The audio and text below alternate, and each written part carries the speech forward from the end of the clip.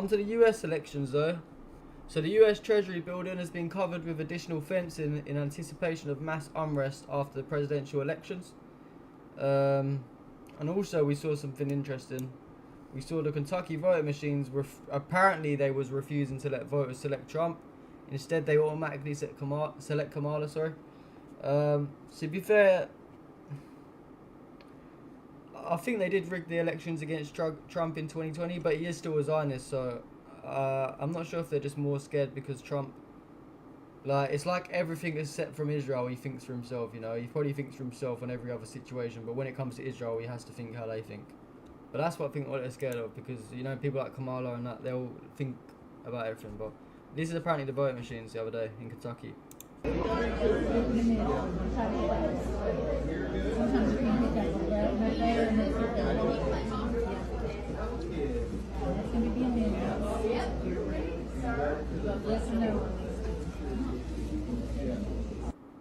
I suppose that's why I use the paper votes, you know, so you don't get scammed.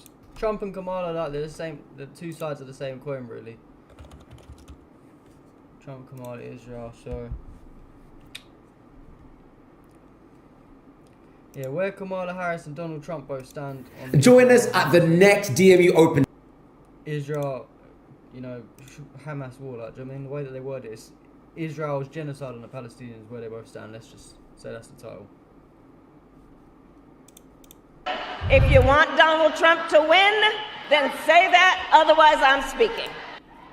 Vice President Kamala Harris there is responding to pro-Palestine protesters after they started heckling her during a rally in Detroit last night. Her response drew loud cheers from supporters in the crowd. The exchange was a reminder of the division among Democrats over the war in Gaza. With the presidential election fewer than 100 days away, we want to explore some of the issues on voters' minds. We're going to start with where each candidate stands on the Israel-Hamas war. So during Donald Trump's presidency, the U.S. ended opposition to Israeli settlements in occupied territories and formally recognized Israel's 1981 annexation of the Golan Heights. He also ordered the U.S. Embassy's move from Tel Aviv to Jerusalem, which broke decades of American foreign policy and precedent, and Palestinians fiercely opposed. Where does he stand on the current conflict? Well, Trump has condemned Hamas and supported Israel's right to defend itself, but he has also had some criticism. In April, in an interview with radio host Hugh Hewitt, he said, quote, Israel is absolutely losing the PR war because of images of destruction in Gaza. He added that Israel needed to, quote, get it over with and let's get back to peace and to stop killing people. But he's been less direct in acknowledging the humanitarian crisis in Gaza, and at a rally, he told supporters he would ban Gazan refugees from entering into the United States. Vice President Kamala Harris has mainly stayed with the Biden administration's position on the Israel-Hamas war, supportive of Israel's right to defend itself and lobbying for a peaceful end to the war. But she's been more direct in her criticisms of how Israel's actions have impacted Palestinian civilians. She called the humanitarian situation in Gaza a, quote, catastrophe, and expressed concerns about the number of civilians dying there to Prime Minister Benjamin Netanyahu in a July meeting. She was the first administration official to call for a temporary ceasefire back in March. Last December, Harris described the early stages of what the Biden administration and its peace partners in the Middle East would hope for in a plan for post-war Gaza.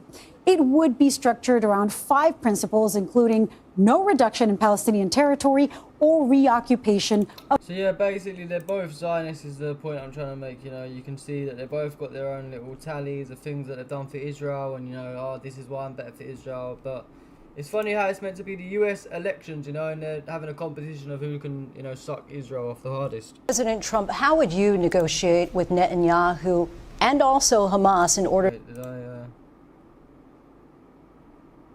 oh yeah, cool. To get the hostages out and prevent the killing of more innocent civilians in Gaza? If I were president, it would have never started. If I were president, Russia would have never, ever, I know Putin very well, he would have never, and there was no threat of it either, by the way, for 4 years, have gone into Ukraine and killed millions of people when you add it up, far worse than people understand what's going on over there. But when she mentions about Israel, all of a sudden, she hates Israel. She wouldn't even meet with Netanyahu when he went to Congress to make a very important speech. She refused to be there because she was at a sorority party of hers. And if it was actually true, if Kamala actually hated Israel, then I'd definitely say to everyone to vote for Kamala, but we know that's not the case. She wanted to go to the sorority party. She hates Israel. If she's president, I believe that Israel will not exist within 2 years from now. And I've been pretty Please make her president if that's the case. good at predictions, and I hope I'm wrong about that one. She hates Israel. At the same time, in her own way, she hates the Arab population because the whole place is going to get blown up. Arabs, Jewish people, Israel will be gone. It would have never happened. Iran was broke under Donald Trump. Now Iran has $300 billion because they took off all the sanctions that I had. Iran had no money for Hamas or Hezbollah or any of the 28 different spheres of terror. And they are spheres of terror, horrible terror. They had no money. It was a big story, and you know it. You covered it very well, actually. They had no money for terror. They were broke. Now they're a rich nation. And now what they're doing is they're spreading that money around. Look at what's happening with the Houthis and Yemen. Look at what's going on in the Middle East. This would have never happened. I will get that settled and fast, and I'll get the war with Ukraine and Russia ended. If I'm president-elect, I'll get it done before even becoming president. And you know, it's funny, yeah, that all of these Zionists in the chat, all of these Zionists in the chat are like, you know, saying that Israel aren't failing, and they're all supporting Trump as well. But then you've got Donald Trump literally here, you know, basically saying that Israel is failing. Like, you can see that Israel is failing. That's why he said this would have never happened. Yemen wouldn't have been doing this and that, because he knows right now that the pressure's on Israel. They're getting absolutely destroyed.